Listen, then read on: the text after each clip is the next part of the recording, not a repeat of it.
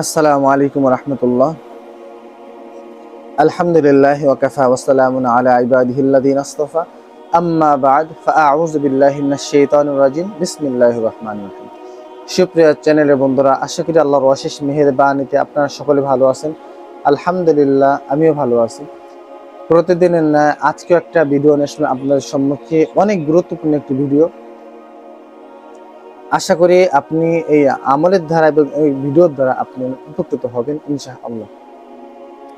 আজকের বিষয়ে যে বিষয় নিয়ে আলোচনা করব তদবিরে তাবিজে, সে বিষয়টি হলো পুত্র সন্তান জন্মের লক্ষ্যে সূরা ফাতিহার আমল।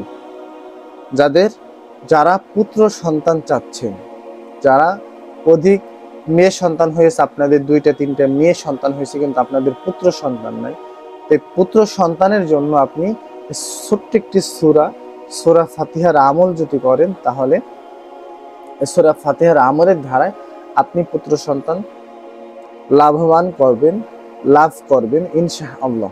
তো প্রিয় ভাই এবং বোনেরা, যারা নতুন দেখতেছেন আমার ভিডিওটি, যারা নতুন আসছেন, তারা সকলে আমার চ্যানেলটি অবশ্যই সাবস্ক্রাইব করে রাখবেন। পুরাতন ভাই এবং বোনেরা যারা আছেন আমার চ্যানেলের, যারা আগে থেকেই সাবস্ক্রাইব করে রাখছেন, তাদেরকে আমার অন্তরস্থল থেকে ভালোবাসা এবং অভিনন্দন। তো প্রিয় ভাই এবং বোনেরা, পুত্র সন্তান হওয়ার জন্য সূরা ফাতিহা কিভাবে আমল করবেন? তো প্রিয় ভাই এবং বোনেরা, আমাদের ভিতর অনেকের, যেমন বললাম যে যাদের বাচ্চা কাচ্চা অনেকগুলোই হয়েছে, মেয়ে হয়েছে, কিন্তু পুত্র সন্তান একদমই হচ্ছে না। অনেক ঝাড়াফু, অনেক কিছু করছেন, অনেক তদবির করছেন, কবিরাজ থেকে নিছেন, তাবিজ নিছেন, কোনো দিক দিয়ে আপনার কোনো কাজ হচ্ছে না। আপনি ছোট্ট একটি সূরা, এই সূরার ফাতিহার ধারায় আপনি অবশ্যই আপনি সাকসেস হবেন, আপনার পুত্র সন্তান অবশ্যই হবে, আপনার নিয়ত যদি সহি থাকে। সূরা ফাতিহা কিভাবে পড়বেন এবং সূরা ফাতিহার ভিতরে একটা জিনিস পড়তে হবে, সেই জিনিসটা আপনাদের বলে দেব, অবশ্যই ভিডিওটা শেষ পর্যন্ত দেখবেন।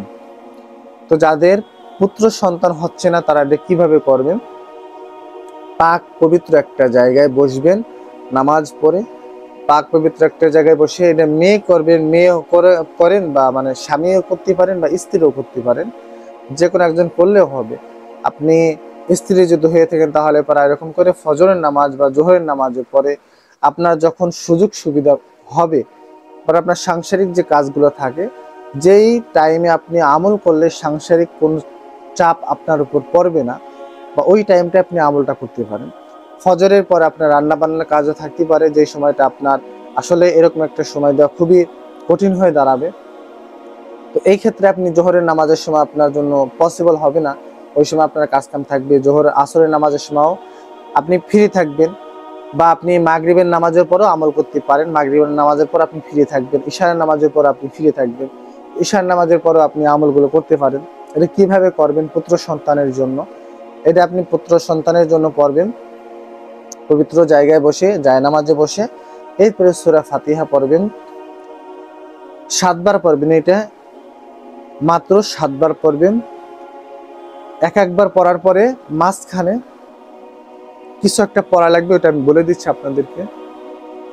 আলহামদুলিল্লাহি রাব্বিল আলামিন আর রহমানির রহিম মালিক ইয়াউমিদ্দিন ইয়্যাকা না'বুদু ওয়া ইয়্যাকা নাস্তাঈন ইহদিনাস সিরাতাল মুস্তাকিম সিরাতাল লাযীনা আন'আমতা আলাইহিম গায়রিল মাগদুবি আলাইহিম ওয়ালাদ-দাল্লিন আমিন। পুরোটা পড়লেন, ঠিক আছে?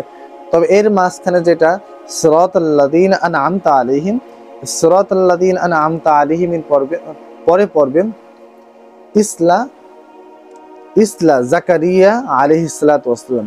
ইসলা জাকারিয়া আলাইহিস সালাতু ওয়াসসালাম। আপনারা জানেন যে জাকারিয়া আলাইহিস সালাতু ওয়াসসালামের কিন্তু পুত্র সন্তান হয়েছিলেন, সে কিন্তু দোয়ার মাধ্যমে কিন্তু আল্লাহ তাআলাকে পুত্র সন্তান দান করেছিলেন।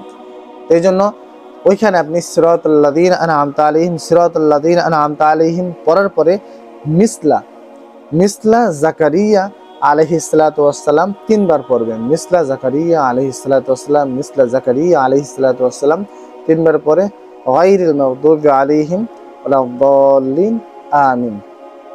ঠিক এভাবে করে আপনি আমল করলে, এভাবে করার পরে আপনি ওই জায়গায় বসে আপনি দুরূদ ইব্রাহিম পাঠ করবেন 11 বার, পাক পবিত্র অবস্থায় আমল করবেন। অতঃপর এভাবে আপনি কিছুদিন আমল করার সাথে সাথে আপনি ফলাফল পেয়ে যাবেন ইনশাআল্লাহ, আপনার পুত্র সন্তান হবে। আপনি বিশেষ করে প্রেগনেন্সি অবস্থায় যদি একটা আমল করেন, এটাতে আপনার জন্য খুবই ভালো হবে। প্রেগনেন্সির সময় যদি এই আমলটা করেন, আল্লাহ তাআলা, যেমন আপনি 2 মাস থেকে আমলটা করলে 8 মাস পর্যন্ত যে আমলটা আছে করলে, যখন বাচ্চাটা গঠন হয়ে যায় সেই পর্যন্ত করলে আল্লাহ তাআলা আপনার দোয়ার এবং চাওয়ার ওসিলায়, হ্যাঁ, যেমন করে জাকারিয়া আলাইহিস সালাতু ওয়াস সালামের সন্তান দিয়েছেন, সে পুত্র সন্তান চেয়েছেন আল্লাহ তাআলার কাছে, যেভাবে আপনিও ঠিক সেভাবে যদি করেন তাহলে আল্লাহ তাআলা আপনাকেও পুত্র সন্তান দান করবেন। ঠিক এভাবে করে যদি আমল করেন, তো প্রিয় ভাই বোনেরা, যেভাবে বললাম এভাবে যদি আপনি আমল করেন, অবশ্যই আপনার পুত্র সন্তান হবে ইনশাআল্লাহ। অনেক পরীক্ষিত একটি আমল কোরআন, সূরা ফাতিহা। আপনারা তো জানেনই সূরা ফাতিহা কি। কোরআনের শুরুই কিন্তু সূরা ফাতিহা, অনেক বড় একটি আমলের সূরা। এই সূরাটা বিভিন্ন কাজে, বিভিন্ন দোয়া, ঝাড়া, ফু, বিভিন্ন কিন্তু আপনার এই দোয়াটা, মানে এই সূরাটা মানুষে ব্যবহার করে। এইটার দ্বারা অনেক ফলাফল পেয়ে থাকেন মানুষরা। তো আপনিও পাবেন ইনশাআল্লাহ। তো প্রিয় ভাই বোনেরা, সকলে ভালো থাকবেন। আসসালামু আলাইকুম ওয়া রাহমাতুল্লাহি ওয়া বারাকাতুহু।